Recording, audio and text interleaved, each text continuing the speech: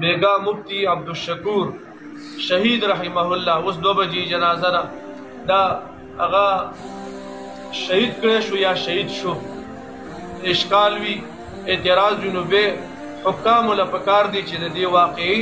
تحقیق وکړي که چېرته دشمني چې هغه د هغه مخنیوی او تدارک وکړی شي چې سبا بیا په یو عالم یو مسلمان یو پاکستاني وزیر باندې یو پاکستان خیرخوا باندې هغې لاس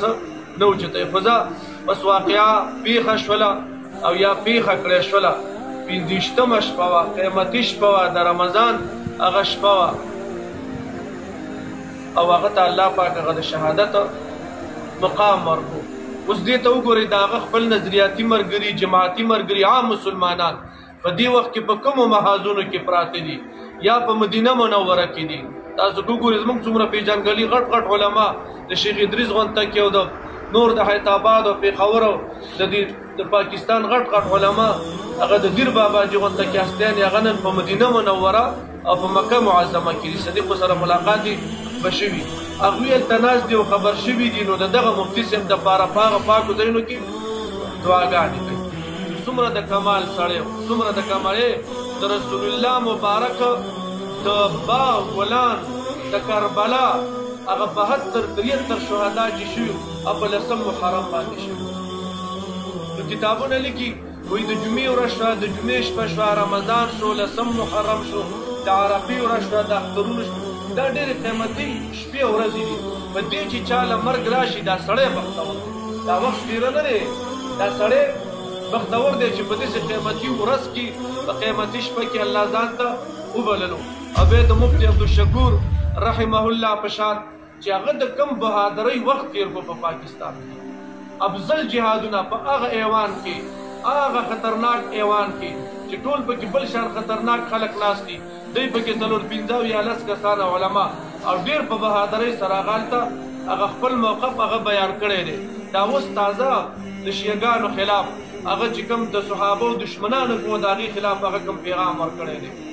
او په هغې باندې هغه په ایوان کې هغه کوم بیانونه د عقیدې ختم نبوت دپاره او د عام پاکستان دپاره خصوصا د پاټه د مظلوم خلکو دپاره هغه کوم آواز لګولی د پاټه د قبایلو د خلکو دپاره یو مضبوط او توانه آواز مفتي عبدالشکور دغه مظلومانو لپاره پاټه کې دا څومره ظلمونه وشو او کېږي او روان دي د دغه مظلومانو د دې دپاره دغه سړي نمبر 1 نورو خلکو به ټیک ده آواز اوچت کړی او نمبر 1 آواز د دغه ایوانونو کې چې اوچت کړی د دغه مظلوم قوم دپاره د دغه پښتنو دپاره نو دا مفتي عبدالشکور اوچت کړی او نور ژوند دغه شانه خوند کوي ښه نمبر 1 د زمرو د شیرانو ژوند یې تېر کړو او هغه مرګ هم داسې شو چې د شهادت هغه د بل د لاسه په رمضان کې او د ګاډي دا ټکراوېدل دا د شهیدانو دا د چا مرګ دی دا د شهیدانو چې شهادت هم شي او د رمضان هم شي د رمضان پیکج خو درته معلوم دی که نه یو پاوی باندې یو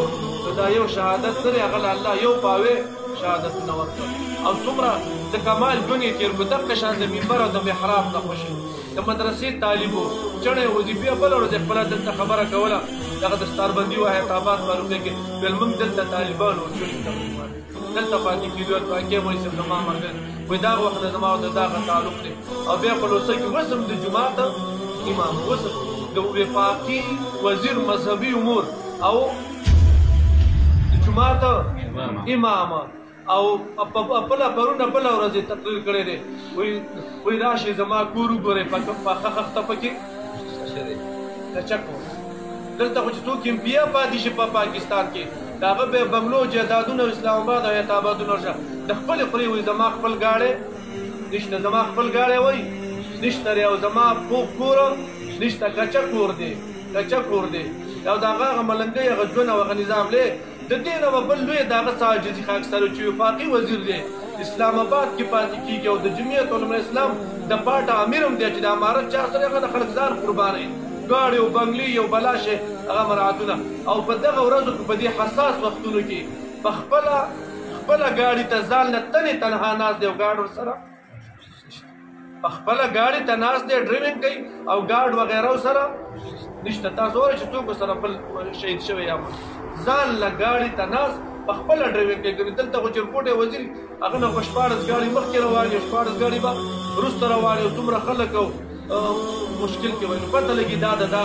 هغه مقبولیت او قبولیت او دا کوم مقام چې واغست علمي د قرآن انتهایی ماهر او د تفسیر د تفسیر کې دلته ډېر انتهایی ماهر با خدمات به ان شاء الله پکار شي نو دا صالحه د ټول پاکستان دپاره ده د جمعیت علما اسلام دپاره د علماو دپاره ده د ټولو پښتنو د ټولو مسلمانانو دپاره ده او چې زمانه ځان وشته د مفتي عبدالشکور په شان بچی به را خو دا خبره یاد وساتئ دا خبره دا یو میشن دا یو میشن یو نظریه وه که یو مفتي عبدالشکور راغلی الحمدلله په کال دغه مدارس بلاشه مفتي عبدالشکور دله پیدا کړي انشاءالله د هغه دا میشن او نظریه دا به جاري او ساري انشاءالله دا آواز به خاموش نه وي که د هغه د خولې د زبان په ذات خود د هغه مرۍ خاموش شوله د هغه آواز خاموش شو دباو شلو خو د هغه د نظریې او د شاګردانو او د جماعت د کارکن آواز به خاموشه نشي دا به تر قیامته پورې ژوندی وي دا په دې بنیاد باندې دی اوس که د هغه سره د چا تعلق و نظریه کې ورسره او عقیده کې او جماعت کې و هغه یو جنتي انسان و هغه خلک ورسره کامیاب دي کامیاب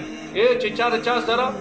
محبت هغې سره به راپسې که نه چې داسې علماو سره د چا تعلق وي مینه وي محبت وي نو د آخرت کې به ورسره دا پیغام تاسو له در کوم د علماو د صلحاو مینه واخلئ د هغې صحبت واخلئ د هغې ملګرتیا واخلئ زموږ په خپله څه دي قسم دی زموږ خپل مونځ او تلاوت او مونځونه او درسونه هېڅ نه دي خو که د علماو سره عقیدت او د داسې بزرګانو سره الله پاک به د دوی په برکت باندې موږ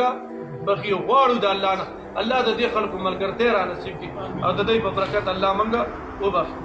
دا هم یاد وساتئ چې کوم ځای عالم حق پرست دی ولاړ وي د هغه به خامخا مقابله کې باطل وي